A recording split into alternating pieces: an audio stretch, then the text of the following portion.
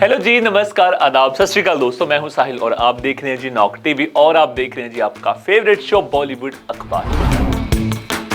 Guys, आज का show आज मंडे है तो आपके लिए बहुत कुछ खास अपडेट्स लेकर फिर से जी हाजिर हैं। तो ज्यादा समय ना लेते हुए आइए जी लेके चलते हैं जी आपको हमारी एक्साइटिंग अपडेट्स की तरफ। महेश बाबू ने गाइस एसएस राजामौली का जो सरप्राइज था वो स्पॉइल कर दिया। कंफर्म किया प्रियंका चोपड़ा और पृथ्वीराज सुकुमारन ने SSMB 29 में है महेश बाबू की फिल्म SSMB 29। यस गाइस, ये फिल्म का नाम है।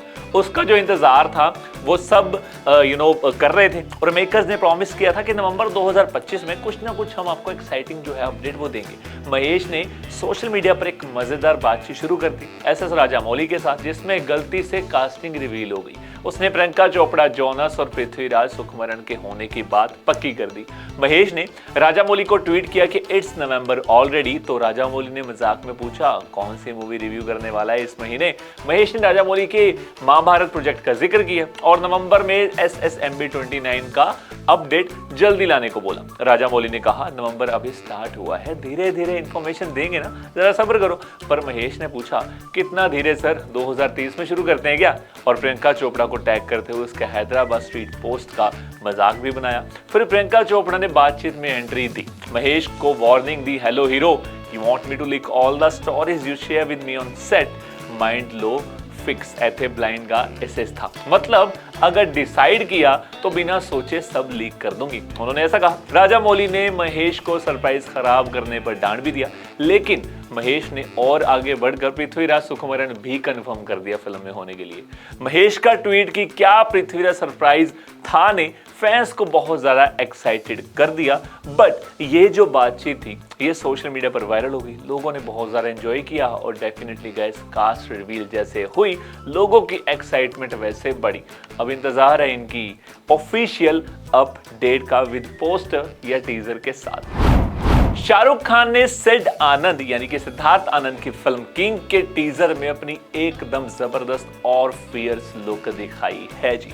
2 नवंबर जो कि कल जो SRK डे के नाम से मनाया जाता है, इस बार और भी खास बन गया क्योंकि शाहरुख खान के बर्थडे पर सिद्धार्थ आनंद ने किंग फिल्म का टाइटल रिवील वीडियो लॉन्च कर ही दिया फाइनली।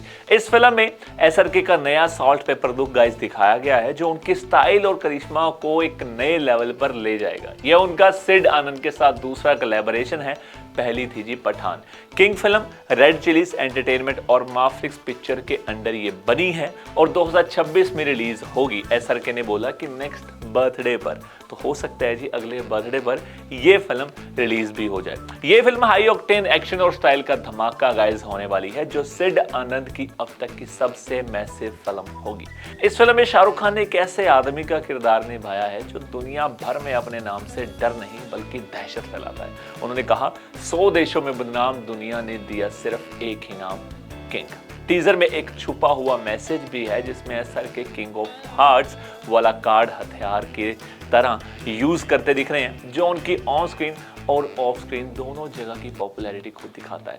उनका सिल्वर हेयर स्टाइल, खास कर ईयर एक्सेसरीज और स्टाइलिश एटीट्यूड फैंस ने कभी पहले नहीं देखा। किंग फिल्म 2026 में आएगी और फैंस के लिए एक नया SRK एक्सपीरियंस डेफिनेटली लेकर आएगी। अनीस बैज़मी ने कंफर्म किया कि भूल भुलैया 4 बन रही है और ये काम चल भी रहा है। 1 नवंबर को भूल भुलैया 3 का 1 साल पूरा हुआ जो अनीस बैज़मी के लिए बहुत ज्यादा खास था क्योंकि ये उनका बर्थडे भी था। उन्होंने बताया कि भूल भुलैया 3 अभी तक ऑडियंस के दिल में है और सबकी फेवरेट कॉमेडी है। अनीस ने कार्तिक आर्यन की बहुत ज्यादा तारीफ की। उन्होंने कहा बच्चे ने कमाल का काम किया है। The world would have never none of his fabulous comic timing if it wasn't for भूल भुलैया। अनीस ने यह भी बताया कि कार्तिक के साथ कुछ और कॉमेडीज प्लान कर रहे हैं और भूल भुलैया 4 उनमें से एक है। कार्तिक जरूर होगा जी इस फिल्म में। भूल भुलैया 3 में उनका सबसे अच्छा एक्सपीरियंस माधुरी दीक्षित और विद्या बालन के साथ काम करना भी था।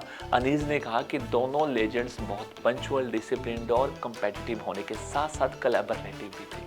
उन्होंने कहा बहुत मजा आया था मुझे वो फिल्म बनाते हुए। जब पूछा गया कि भूल भुलैया 4 में माधुरी और विद्या दोबारा होंगी या नहीं, उन्होंने कहा कि हो सकता है और कोई नई एक्ट्रेस भी हो सकती है जो फ्रेंचाइजी में पहली बार भी आएगी। अनीस बाज़मी की बर्थडे विश में ये कि वो ऑडियंस को एंटरटेन करते रहें और लोगों को हंसाते भी रहें। उन्होंने इस तरह से अपना बर्थडे सेलिब्रेट किया क्योंकि ऐसे टाइम में ये सबसे बड़ा ब्लेसिंग्स भी तो है ना गाइस। कार्तिक आर्यन ने अपने बहुत ही इंतजार की जा रही फैंटेसी एडवेंचर फिल्म नागजिला की जो शूटिंग है वो 1 नवंबर 2025 को शुरू कर दी, यानी परसों से। उन्होंने सोशल मीडिया पर एक फोटो शेयर की थी जिसमें फिल्म के मुहूर्त शॉट का क्लैपबोर्ड था और साथ ही लिखा था 1 ईयर ऑफ भूल-भुलैया 3 डे 1 ऑफ नागजिला। हर हर महादेव। 14 अगस्त 2026 इसका मतलब है कि फिल्म 2026 के इंडिपेंडेंस डे पर रिलीज होगी। कार्तिक ने यह भी बताया कि नागजिला डायरेक्टली फुकरे फेम रणदीप सिंह लांबा के डायरेक्शन में बन रही है, जिसमें सिनेमेटोग्राफी अमलेंदु चौधरी दे रहे हैं। ये प्रोजेक्ट करण जौहर की धर्मा प्रोडक्शन और महावीर जैन की पार्टनरशिप से बन रहा है और दोनों बैनर हाई कॉन्सेप्ट एंटरटेनर्स बनाने का प्लान कर रहे हैं। एक इनसाइडर ने बताया कि ये शूटिंग मुंबई में शुरू होगी और टीम बहुत एक्साइटेड है। प्री प्रोडक्शन भी फुल स्विंग के साथ जो चल रही है। फिल्म को अगले साल इंडिपेंडेंस डे पर रिलीज करने का प्लान है। मौजूदा समय में फीमेल लीड के बारे में भी रिवील आने वाला है। हो सकता है गाइस आने वाले दिनों में फीमेल जो एक्ट्रेस होगी उसका भी नाम पता लग जाए, क्योंकि मेकर्स फाइनल डिसीजन लेने के करीब ही हैं। कार्तिक के स्केड्यूल के बारे में कहा गया कि वो एक बहुत ही प्रोफेशनल है और दोनों प्रोजेक्ट्स के लिए उन्होंने अपने डेट्स अकॉर्डिंगली प्लान भी बहुत अच्छे तरीके से किए हैं। नागजिला के साथ कार्तिक धर्मा के साथ अपना रियूनियन भी कर रहे हैं। उनकी अपकमिंग रोमांटिक कॉमेडी तू मेरी मैं तेरा तू मेरी 31 दिसंबर 2025 को रिलीज होगी। उसके बाद फिर नागजिला आएगी आई थिंक, या कोई और मूवी, बिकॉज काम बहुत ज्यादा आजकल ये कर रहे हैं। आयुष्मान खुराना और शर्वरी बाग की नई फिल्म सूरज भारजाते के डायरेक्शन में गाइस शूट करना जो है उसका स्टार्ट हो गया है। ये अनटाइटल रोमांटिक फैमिली एंटरटेनर फिल्म राष्ट्रीय प्रोडक्शन और महावीर जैन फिल्म्स की पार्टनरशिप में बन रही है। शूटिंग का पहला दिन 1 नवंबर 2025 को था और ये सूरज भारजाते का नया प्रोजेक्ट भी है। एक्टर अनुपम खेर जो सूरज भारजाते के साथ काफी लंबा सफर बिता चुके हैं, उन्होंने सोशल मीडिया पर अपने 549th फिल्म के शूट स्टार्ट होने की खुशी शेयर की। उन्होंने अयोध्या से लाया गया पवित्र शॉल सूरज भारजाते को दिया। अनुपम खेर ने बताया कि उन्होंने पहले शॉट में एक्टिंग की और उनका कहना था जय श्री कृष्णा। सूरज भारजाते और महेश भट्ट का कनेक्शन भी बताया गया, जिसमें सूरज पहले महेश भट्ट के असिस्टेंट भी थे। अक्टूबर में बॉलीवुड हंगामा ने एक्सक्लूसिव रिपोर्ट भी दी थी। राष्ट्रीय प्रोडक्शन ने महावीर जैन फिल्म से फिर से हाथ मिलाया है, जैसा कि पहले उन्होंने ऊंचाई फिल्म में किया था। दोनों बैनर ने ऊंचाई में अच्छा एक्सपीरियंस पाया, इसलिए इस फिल्म के लिए भी कोलैबोरेशन हुई। ये अनटाइटल फिल्म भारजाते के जाने पहचाने स्टाइल में होगी, जिसमें प्यार, रिश्तों की गहराई और इमोशनल टच होगा, जो उनके फिल्म्स का सिग्नेचर गाइस डेफिनेटली। धर्मा प्रोडक्शन एक बार फिर रोमांटिक मैजिक लेकर गाइस आ रहा है अपनी फिल्म चांद मेरा दिल के साथ। इस फिल्म में नन्या पांडे और लक्ष्य लीड रोल्स में नजर आएंगे और अब फाइनली रिलीज डेट कंफर्म हो गई है 10 अप्रैल 2026। ट्रेड एनालिसिस्ट तरन आदर्श ने कंफर्म किया कि विवेक सोनी की डायरेक्शन में बनी ये लव स्टोरी थिएटर में रिलीज होगी। इसे प्रोड्यूस कर रहे हैं जी करण जौहर, अदार पूनावाला और अपूर्वा मेहता। ये अनाउंसमेंट अनन्या पांडे के बर्थडे के तुरंत बाद आई है, जब फैंस उनके प्रोजेक्ट्स के अपडेट्स का वेट कर रहे थे। उनके फिल्म तू मेरी मैं तेरा तू मेरी के फर्स्ट लुक और कार्तिक आर्यन के साथ ट्रेलर लॉन्च पर भी स्पेकुलेशन चल रही थी, जबकि कोई ऑफिशियल लुक रिलीज नहीं हुई थी। कार्तिक ने एक बिहाइंड द सीन वीडियो जरूर शेयर किया था गाइस, जिसमें दोनों की केमिस्ट्री फुल ऑफ फन और मस्ती लग रही थी। वापस आते हैं चांद मेरा दिल पर। यह प्रोजेक्ट पहली बार नवंबर 2024 में अनाउंस हुआ था, लेकिन अब नए रिलीज डेट के साथ सब कुछ ऑफिशियल लॉक हो चुका है।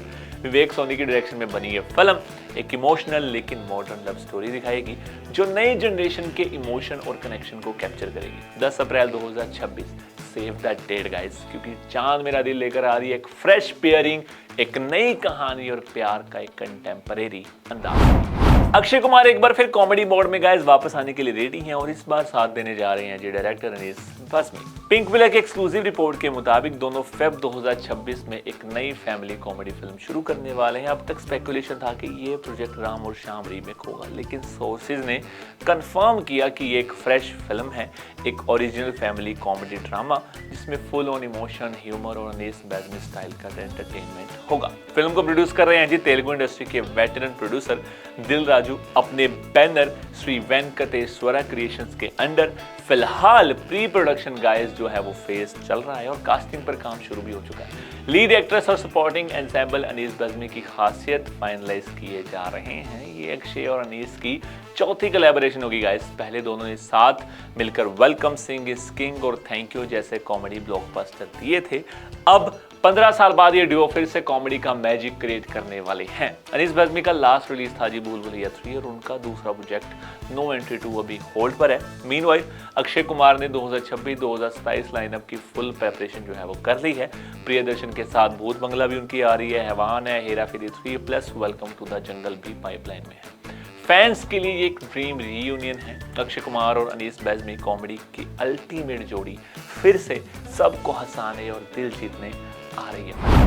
अब बढ़ते हैं गाइस आगे और बात करते हैं जी सेगमेंट 2 की और बताते हैं जी आपके फेवरेट आर्टिस्ट को हमने कहां स्पॉट किया। ईशान खट्टर ने अपना बर्थडे सेलिब्रेट किया गाइस मीडिया के साथ और अपने दोस्तों के साथ।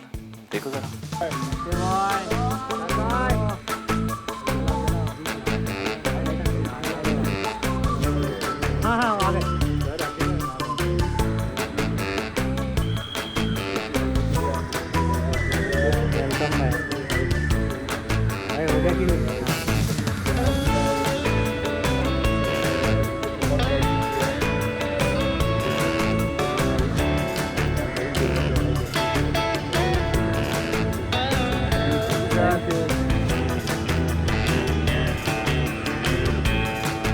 Happy birthday to you.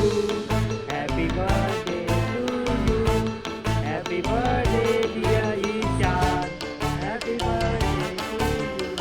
God bless you sir. नहीं हमारा सिंगर पर जाना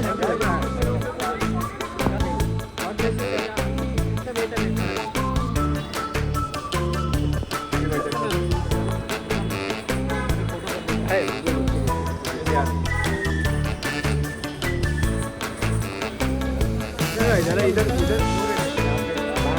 भाई छोटी भाई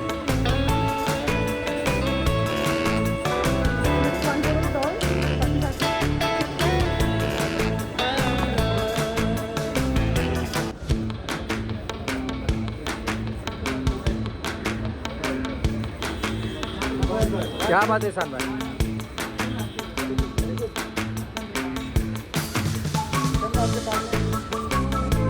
थैंक यू भाई।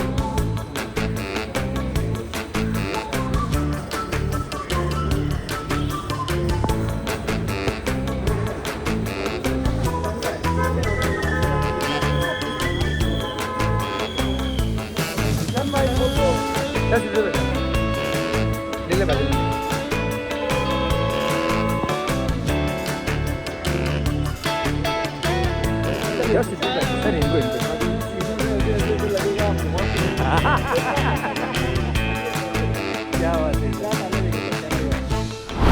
रोहित शेट्टी, हरभजन सिंह, साइना नेहवाल और बहुत सारे सेलेब गाइस पहुंचे नेशनल फिटनेस वेलनेस कॉन्क्लेव में। देखो जरा। चेंज कर लिया करो। That's because I learned from my father. You know, at the age of 60-65, also used to walk say 4-5 kilometers, and he used to be like, ये car कभी use क्यों कर रही है, चल come with me, walk with me. I think fitness is very important. दिल से होना चाहिए। जहाँ पे आप अगर examples देखिए, like China, you know, obviously मुझे तारीफ नहीं करनी चाहिए, लेकिन China is one of the fittest country. सब लोग वहाँ पे इतने फिट हैं, जापान के लोग इतने फिट हैं और वहाँ पे मेडल्स भी इतने सारे आते हैं। It's just because I think जो स्पोर्ट्स कल्चर है वो ज़्यादा है, वो इंडिया में ग्रो हो रहा है। From last few years I can see that we have got so many Olympic medals. लड़कियाँ ज़्यादा हैं। I hope लड़के थोड़ा you know और वर्कआउट करें इसके लिए। But ऐसा कहते हैं कि हर किसी की लाइफ में बहुत सारी प्रॉब्लम्स होती हैं, लेकिन जब हेल्थ प्रॉब्लम होती है तो वो सबसे बड़ी प्रॉब्लम होती है। सर ने कहा कि वी आर यंग इंडिया। सबसे इम्पोर्टेंट चीज जो मैं कुछ सालों से ऑब्जर्व कर रहा हूँ, I been into fitness for more than 30 years now. Little scary is आजकल हर कोई हेल्थ फिटनेस इन्फ्लुएंसर बन गया है और जो हमारी यंग जनरेशन है शायद वो उन्हें फॉलो कर रही है। ना जानते हुए कि whether they really are professional dietitians, nutritionists, or are they really, they know how to train people. Many of them youngsters मैं देखता हूँ जो गाइड करने की कोशिश करते हैं through making videos, and you can make out that they have taken steroids. You can make out that they are on fat burners. The scary part is जो हम लोग जो now we are like on that stage, like हम seniors हैं, we can understand that okay, it's not important because we had our own journey. We all had our own journey. But the new generation, we have to be very careful. हमें कुछ guidelines बनानी होंगी, especially on social media, okay, who can address this, who can guide, who can give suggestions. Bhaji, would you like to share your thoughts right now, or would you like to share your thoughts during the panel discussion? If you want to say a few words, do pick up a topic again. सबसे पहले तो sir बहुत बहुत शुक्रिया कि आपने हम सबको यहाँ पे इकट्ठा किया है, और ये एक बहुत गंभीर सब्जेक्ट है जिसके बारे में बहुत कम बात होती है। और आज क्योंकि हेल्थ कंडीशन को लेके सब अपने आप में जूझ रहे हैं, लोग दवाइयों पे लग गए हैं, तो सबको लगता है कि फ़िटनेस कितनी ज़रूरी है, जबकि ये पहला हिस्सा होना चाहिए। खाने से ज़्यादा ज़रूरी पहले स्पोर्ट्स होना चाहिए। अगर जो स्पोर्ट्स करता है वो दवाइयों से बहुत दूर रहता है। तो मैं ग्रेट मिल्खा सर की थोड़ी सी एक बात करके ना मैं बैठ जाऊँगा कि उन्होंने कहा कि मैं जितनी उम्र तक जिया हूँ उन्होंने कभी दवाई नहीं खाई, और ना दवाई खाने का कारण सिर्फ एक ही था कि वो रोज़ रनिंग करते थे। कहते थे एक दिन बहुत सर दर्द हो रहा था तो मिसेज ना उनकी कोई दवाई रख के चले गए कि ये खा लेना, उठ के रनिंग करने चले गए। तो ये स्पोर्ट्स ऐसा माध्यम है कि जब आप स्पोर्ट्स खेलते हो ना, बाकी सारी चीज़ें भूल जाते हो, और जो स्पोर्ट्स करता है वो दवाइयों से दूर रहता है और वो हर तरह की बीमारी से दूर रहता है। और आज हम स्पोर्ट्स को इसीलिए बात की जा रही है कि हम अगर देखें, हम कह रहे हैं यूथ इंडिया है, बट यूथ इंडिया फिट कितना है? अगर वो फिटनेस की हम परसेंटेज की बात करें तो मुझे लगता है उसमें अभी बहुत काम करने की ज़रूरत है, जिसके लिए मंत्री साहबान और पूरी भारत देश की जो अब एक मुहिम है कि स्पोर्ट्स को कैसे बढ़ावा दिया जाए, बच्चों के लिए क्या क्या सुविधाएं होनी चाहिए, हम सबको साथ जोड़ा है। I am really grateful to be here sir, and whatever little way we can help grow sports in India. And now request all of you to kindly join us in the audience as we will be shifting gears to the more formal part of the evening. This is where we open the conclave. खिलाड़ी Kumar Akshay Kumar sport हुए जी airport पर। Well कहाँ जा रहे हैं या कहाँ से आ रहे हैं ये तो पता नहीं है, बट इनकी फिल्म्स जो है ना आने वाले टाइम में बहुत धमाल मचाने वाली हैं, बिकॉज बहुत कमाल के कॉन्सेप्ट्स इन्होंने चूज़ किए हैं और बना लिए हैं।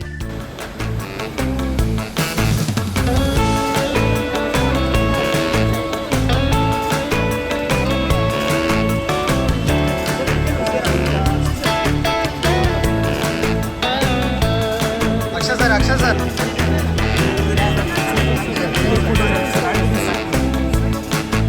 सर इकडे सर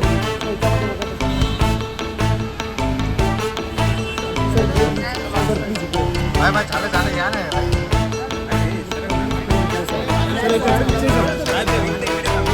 सर थांबा ना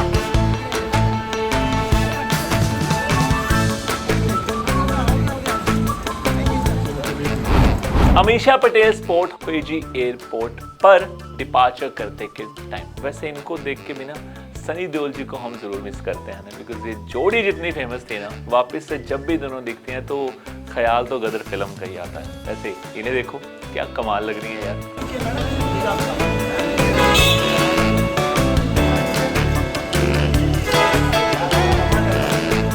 यहाँ पे